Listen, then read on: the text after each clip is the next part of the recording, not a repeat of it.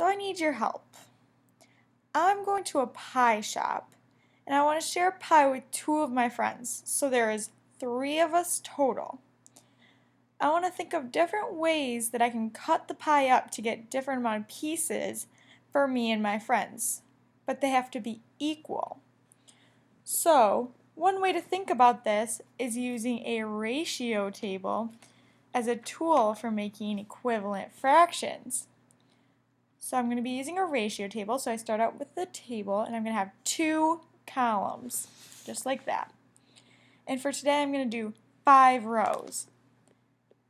I'm going to start out with the number 2/3 because there's 3 of us total and there's 2 friends. So I have 1/3 of the pie and I'm going to try and find out how many pieces of the pie I'm going to have to give away to my friends.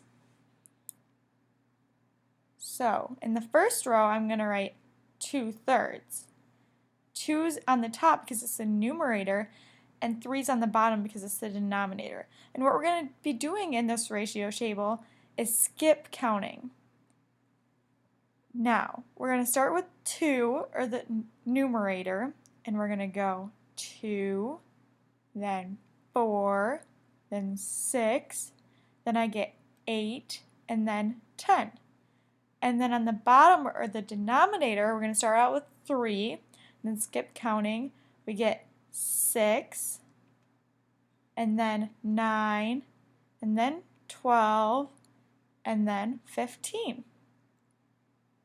So now you can see that we have 5 equivalent fractions.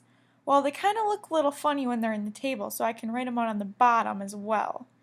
And they're equivalent, or they're equal.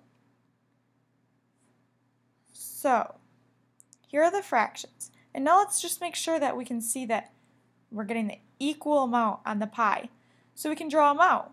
So if I draw 2/3, you draw the pie into 3 pieces, and I'm giving away 2 of them. Now if we look at 4/6, I'm going to divide the pie into 6 pieces, and I'm giving away 4 of them.